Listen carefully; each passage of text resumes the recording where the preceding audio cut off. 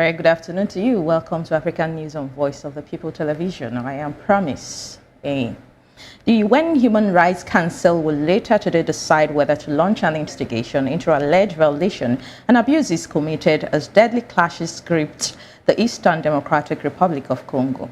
DR Congo requested the urgent meeting of the UN's top rights body to discuss escalating fighting by the armed group M23 in North and South Kivu provinces and drew up a draft resolution that would set up the probe.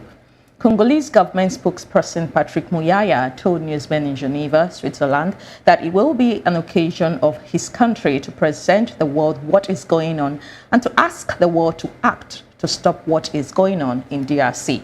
Last week, M23 fighters seized Goma, the provincial capital of North Kivu, a mineral-rich region in Eastern Democratic Republic of Congo that has been blighted by war for over 3 decades.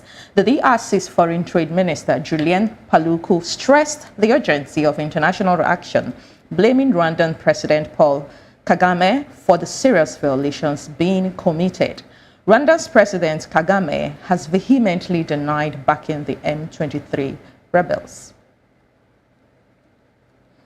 Meanwhile, the United Nations Human Rights Chief Volker Turk says he is deeply disturbed by the escalating crisis in eastern Congo.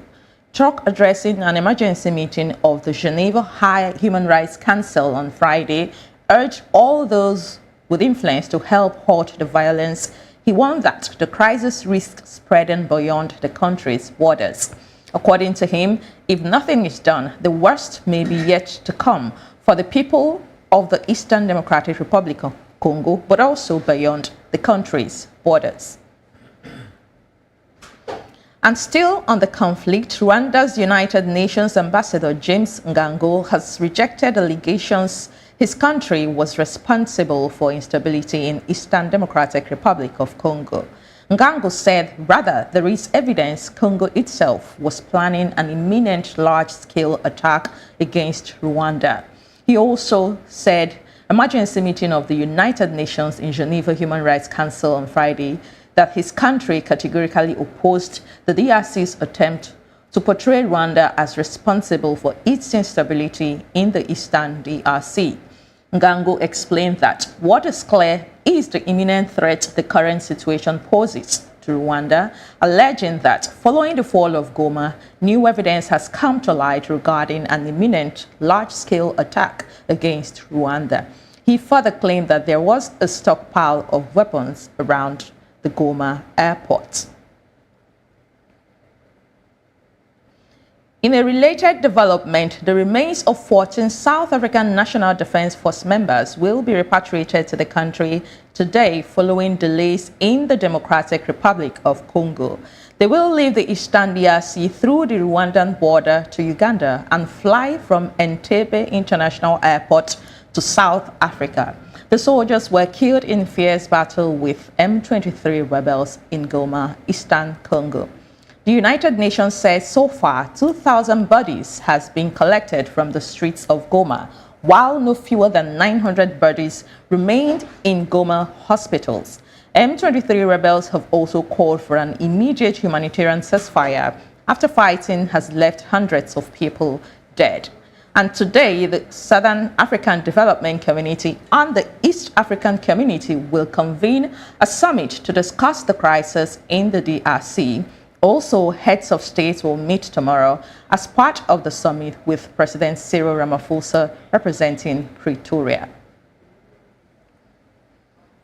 On the crisis in Somalia, officials say forces from Somalia's semi-autonomous Portlands region have captured swaths of territory from Islamic State during a week-long offensive, hoping it will draw increased international support. The advances came against an IS faction that has gained importance and was the target last week of the first airstrike of US President Donald Trump's new administration. Before those strikes, Portland security forces were seen patrolling the village of Balindin, which IS controlled for a decade, and residents circulating on foot near the carcasses of army trucks destroyed in recent fighting. The village is in the middle of the northern Golis Mountains, which are the stronghold of IS in Somalia and also the site of the US strikes. Villagers said security forces had captured further areas too. Many in Balindindin had fled the harsh rule of the militias, especially after they killed the district commissioner in 2021. They took refuge in nearby villages and the port city of Busaso. Saido Admilman, who had just returned to Balindin, said there was a lot of fear as they were threatened while they remained indoors as mothers, while others fled out of fear. And moving to Ghana, President John Mahama of Ghana has warned his appointees not to use their position as a means to loot Ghana's resources, referring to his country's Operation Recover or Loot, which targets appointees of the previous government. The president said those serving in his government would be held to the same standards. Mahama gave this warning during a tour of the central region yesterday, emphasizing accountability and adding that his appointees would soon be given a code of conduct. Away from that, no fewer than 29 bodies of migrants who have been recovered in 2 locations in the east, southeast and west of Libya, as Security Directorate and the Libyan Red Crescent has said. In a statement, the Al-Hatta District Security Directorate said 19 bodies were discovered in a mass grave in a farm in Jikandra area, some 441 kilometers from Benghazi, Libya's second largest city. It added that the deaths were related to smuggling activities. The directorate posted on social media pictures showing police officers and Jalu Red Crescent volunteers placing the bodies in black plastic bags. Separately, the Libyan Red Crescent said on social media late Thursday evening that its volunteers recovered the bodies of 10 migrants earlier in the day after they sank in a boat off Dila Port in the city of Zawiya, some 40 kilometers from Tripoli, the capital. The Red Crescent posted pictures showing volunteers on the dockside placing bodies in white plastic bags, while one volunteer put numbers on one of the bags.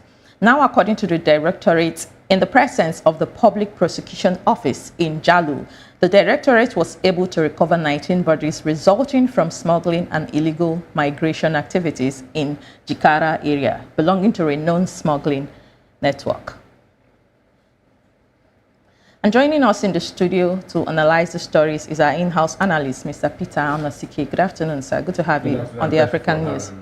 You're welcome, sir. Let's start off with what's going on in Libya. Group said bodies of migrants have been recovered in 2 locations. So it looks like migration, well, I say illegal migration is on the rise in Africa. It is on the rise. And since the death of Saddam Hussein, Iraq has never been the same. So it is now, Iraq is now a failed state with so many people understand acting as head of state, president, and so on and so forth. So, and it is from there that arms are penetrating into the West African countries and other countries of Africa. Other African countries. Sure. Even North African countries. All right. So, President Mahama of Ghana is saying that he's going to hold his appointees accountable for corruption, like he is doing for the former administration. You know that when he came into power, he cut down cost of governance and he cut down his cabinet to 50%, which is a good thing. That's what John Mahama is doing now. Is what I had expected President He expected Tinubu who to do? The Nigerian president. Yes, that's an idea that is going on in the world now. That's small government. Cutting costs, understand? And that's what Donald Trump is doing in the United States. Streamline the cost of your government, then use the money to develop your country and your people. So there is also something that interested me in what Mahama is doing. There is something he called Operation Recover All Loots from former administration. Let's just suppose it and flip the script. Do you think Nigeria will be able to, at any point in this country, do you think we'll be able to get to this point? Buhari did it in his first tenure, but the loot that they recovered was also re-looted. But now, Tinubu took over power from Buhari, who is still in APC. Can Tinubu, an APC presidential candidate who came through the came as a flag bearer of APC, can he do that to a party member? Let's say, when Buhari came into power, he probed Jonathan's administration, right? And people said he did that because it was an opposing party. An opposing party. And now Tinubu, a lot of people in Tinubu's cabinet has been complaining that they met empty treasuries, that a lot of things went down before they took over this administration, but nobody has been able to question anybody. Nobody has been prosecuted. Nobody has called the former president, Muhammadu Buhari, to come and explain certain things to Nigerians.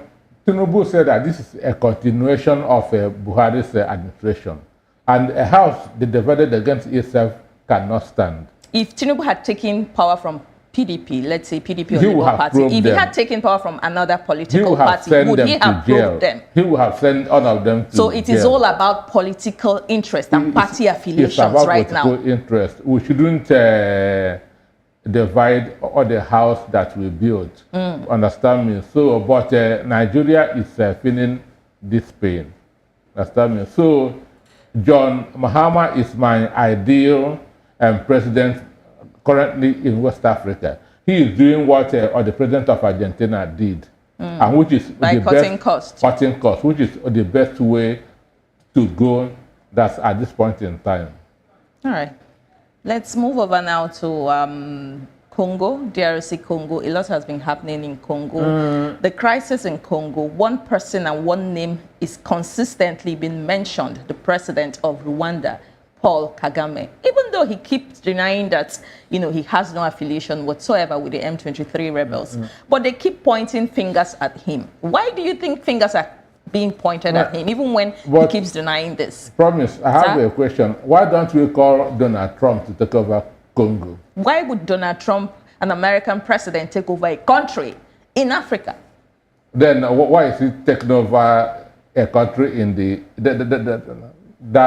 why is it taking over Gaza? We were talking about Congo and internal conflict in Africa.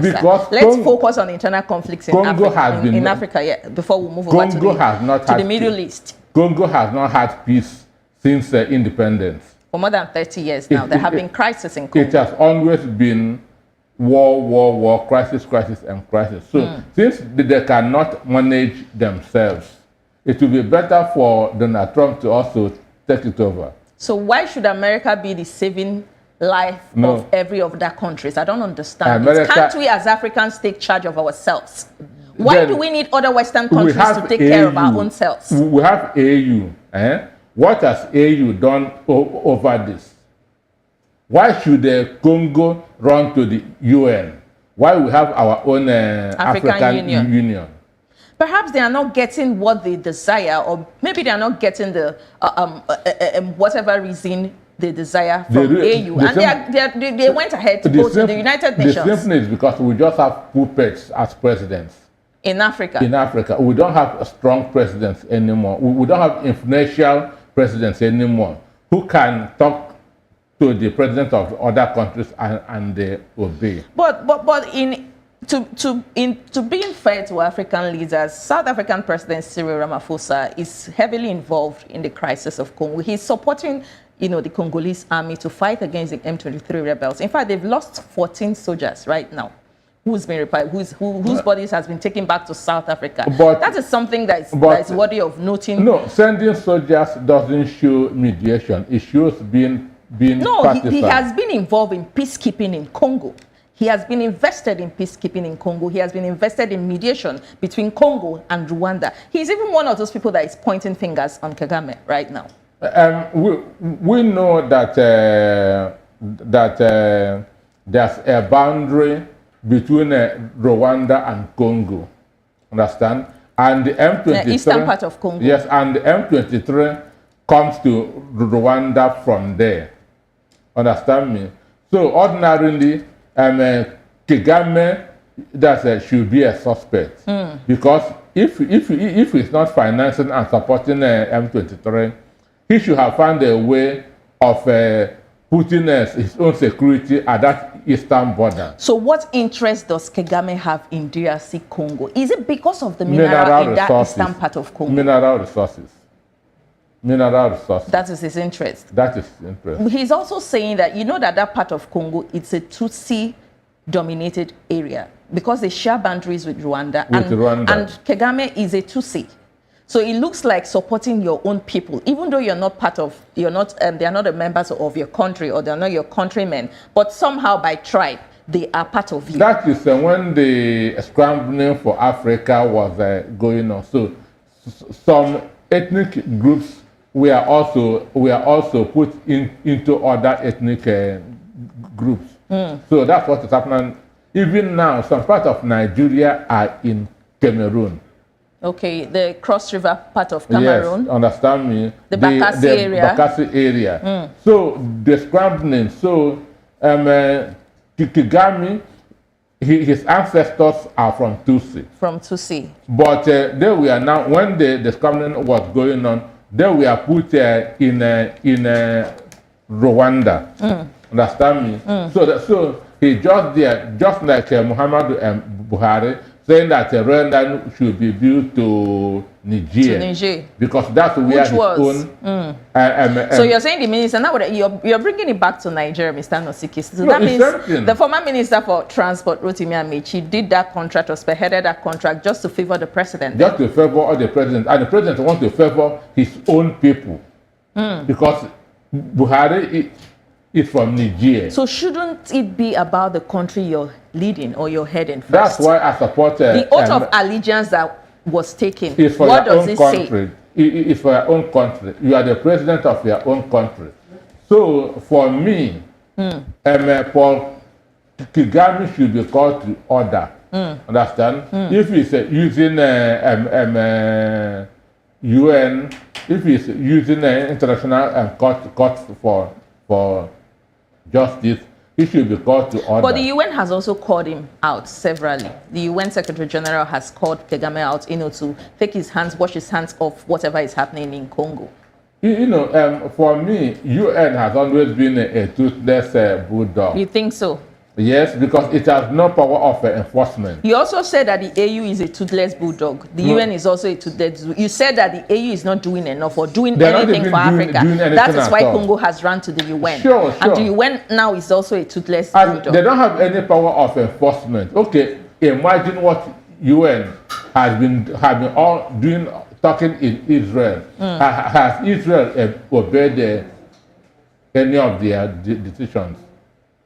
So that is why they are toothless bulldogs. Sure.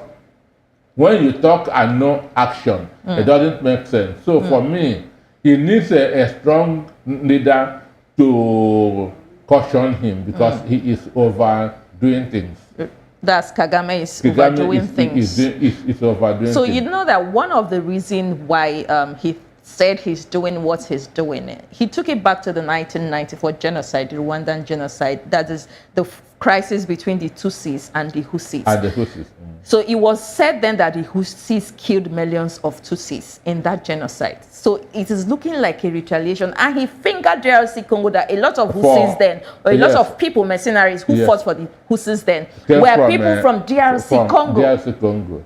So this is looking like a retaliation now, because he's the president. If he's saying it's a retaliation, he shouldn't be denying not being responsible. Understand? So, wow. So it seems like he's speaking from two sides of his mouth now. Understand? But everybody knows that he is behind what is happening in Eastern Congo. Why hasn't, especially UK, because I know he has relationship with the UK government. I've not seen the UK government said anything about what is happening in DRC Congo or call out Kagame in this issue. Every country in the Western world so we don't know what UK is gaining from Rwanda.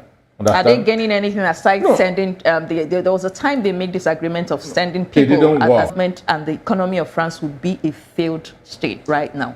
That is the whole truth.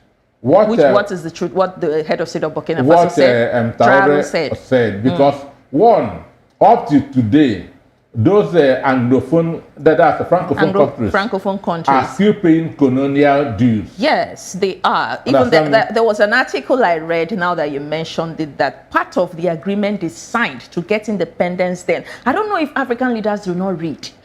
I don't understand what happened then. Because they were in a hurry because it was a kind of bandwagon effect. Unless if you take most of the countries in Africa today got their independence in the 60s. Because how do you read and sign a contract that says that you're giving French or France or French government or France government, whatever they call them, more than 80% of your mineral resources and more than 80% of the financial support you have for your country. And you cannot collect this money unless you be taking them in 20% bits. How does an independent state or how does a country sign such agreement? Or the Francophone countries has their central banks in Paris. In France. Not in their own countries. True.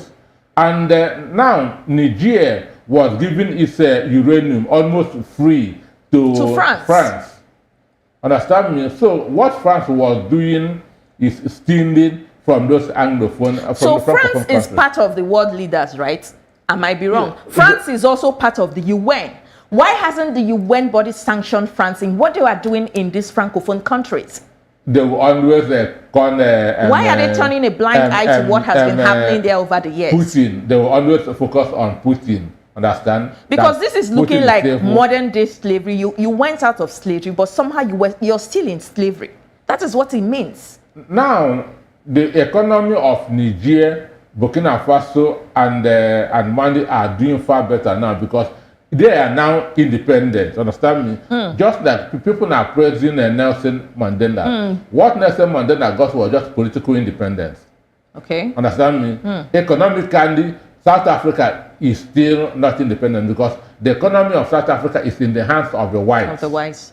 Understand me? Even a major part of their lands are still in the hands of the whites. So Cape Town, those beautiful areas of South Africa are dominated by the whites. White-dominated areas. The economy is in the hand of the whites. So what they just have is just a political independence. Wow. A black man is ruling while a white man is controlling the economy of the country. That is why Britain wanted Robert Mugabe of Zimbabwe dead because all the land owned by the white people, he revoked them. Mugabe did. Sure. In Zimbabwe. Yes. If you want to be independent, you'll be independent through and through. Understand? Imagine a Nigerian running for president. You go to Chatham, any of them. You go there and tell them what you want to do for Nigerians. But you refuse debating in Nigeria. Understand me? So does did Harris come to Nigeria? Understand me? So we are not really independent. But I thank God that those West African countries, those Francophone countries are now they are waking up. Understand me? And they say if a chicken wakes up, it will become an ego. Okay. Understand? So Traoré is now an ego. It's no more a chicken. I feel that Côte d'Ivoire should also do the same thing. Yeah, because Traoré is a lot of people are of the opinion that Traoré is actually doing a wonderful job in Burkina Faso. They have a gold manufacturing company now in Burkina Faso. They have an electric vehicle manufacturing company. They are rolling out products of their own. That has not happened before in Burkina Faso. And from what I read, they are now debt-free.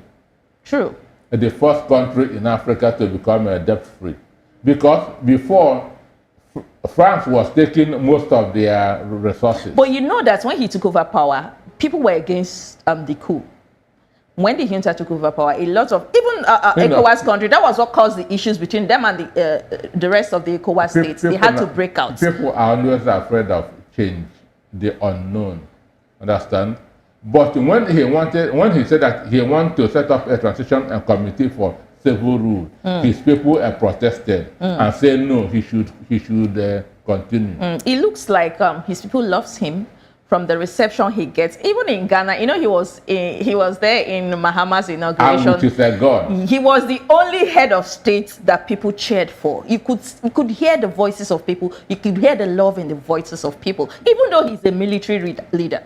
That is where I'm driving to now. He reminds me of Thomas Sankara.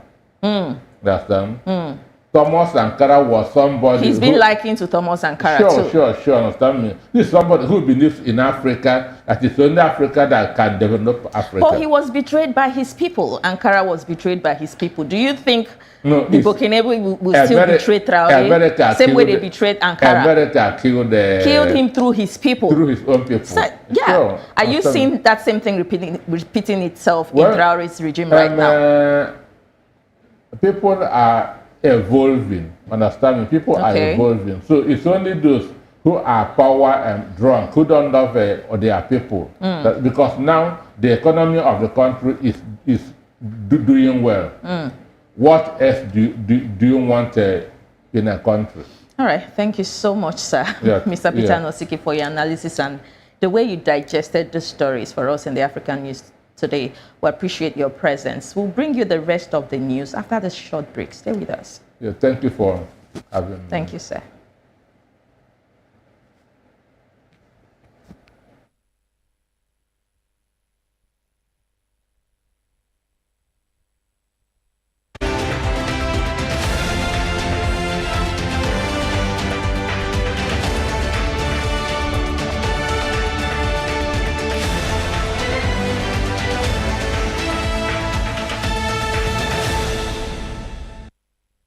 Catch up with the latest topics making the buzz, the stories that tick, the trends. Let's let you in on why they are trending. From politics, entertainment, business, lifestyle, and more. Analyzing the trending stories with top eyeballs. Hashtag on Voice of the People Television, giving you an insight to everything and everyone Nigeria is talking about. Showing on VOP TV, 10 p.m. Monday to Friday. Hashtag if it's trending, we bring it on.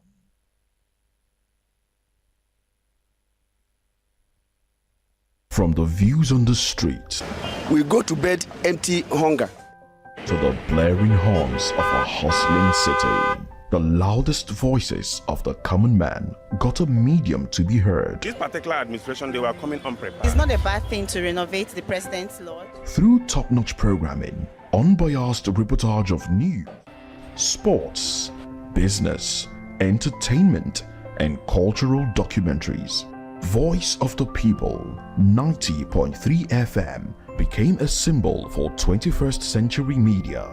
And now, a new baby is born. Voice of the People Television, VOP TV, youthful, full of vigor and penchant for excellence in the continent's media space, exposing the wrongs, applauding the rights, dissecting the news without fear or favor, through factual and accurate stories and contents. Corruption kills three things that makes a society.